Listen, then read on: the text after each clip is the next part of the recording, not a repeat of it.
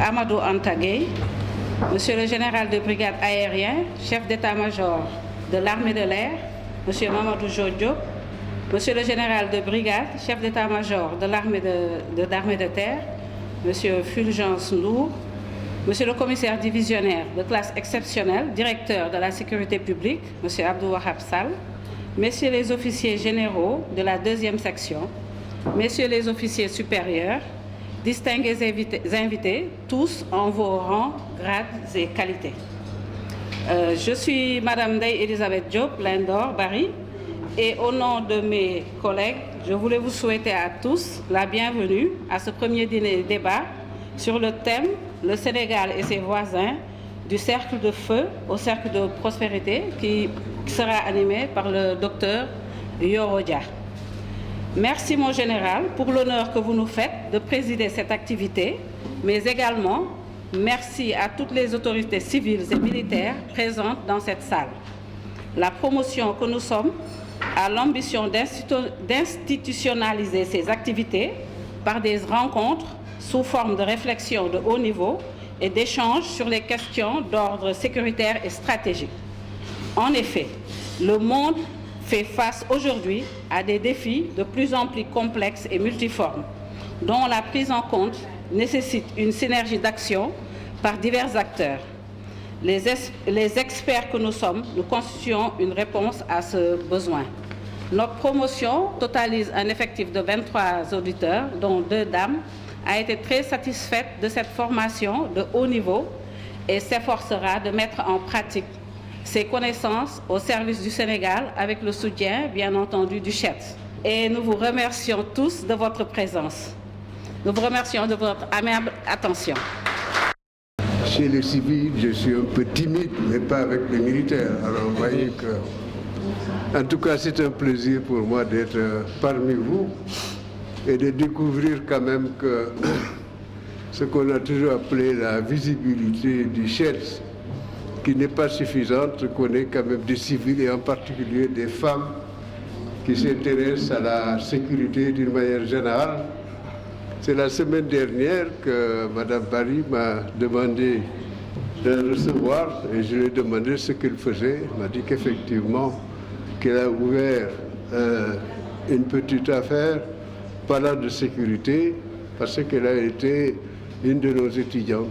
Certainement, on a dû remarquer. C'est toujours un plaisir parce que, évidemment, quand vous faites l'histoire de l'homme, l'histoire de l'humanité, la sécurité a été toujours basée sur la force, donc c'était que les hommes. Mais on s'est rendu compte au fur et à mesure que la force musculaire peut être remplacée par la machine. Et ce qui est le plus important, c'est l'intelligence. Et de ce point de vue, les hommes n'ont rien de plus que les femmes. Donc, la raison pour laquelle je suis là, justement, c'est parce que, justement, je voulais glorifier cet intérêt que vous, femmes, vous avez pour la sécurité, parce que ça nous complète en quelque sorte. Voilà, merci bien. Le général Fulgence Ndour, chef d'état-major de l'armée de terre, le général de brigade aérienne Diop, qui est à la tête de l'armée de l'air.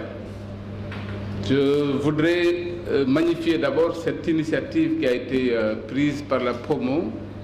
C'est une initiative qui a été faite il y a un moment. Malheureusement, on n'a pas eu souvent des occasions compte tenu des occupations des uns et des autres. Et je pense que c'est une réussite d'avoir pu regrouper tous ces gens qui sont là ce soir.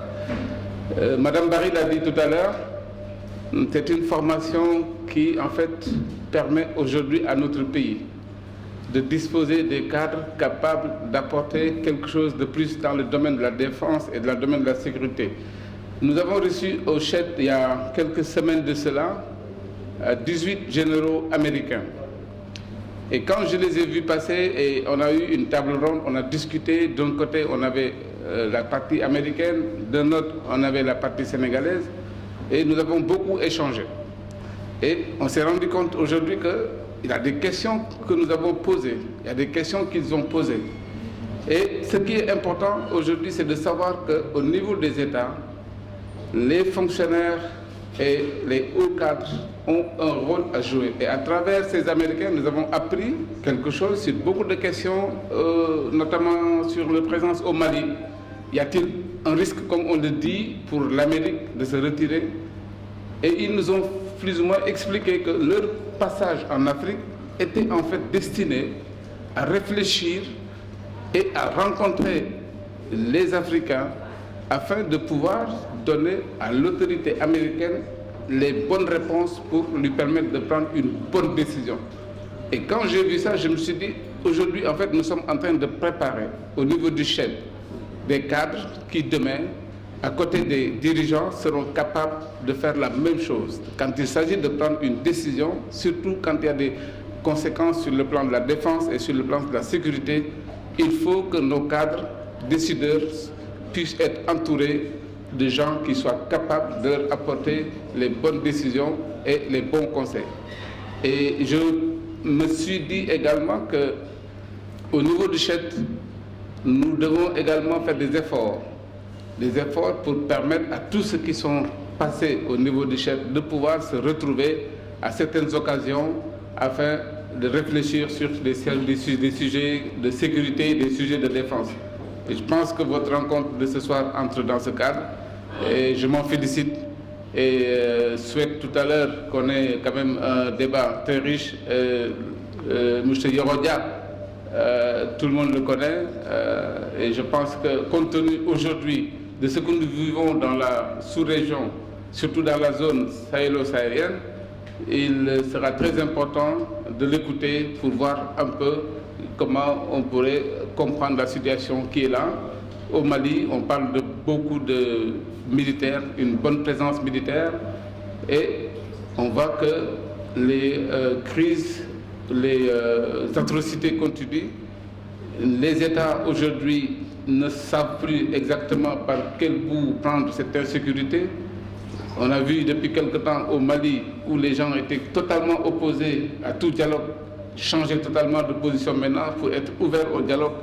Donc ça, c'est vraiment des situations qui peuvent nous amener à bien réfléchir pour savoir aujourd'hui comment on peut apprécier la situation dans la sous-région.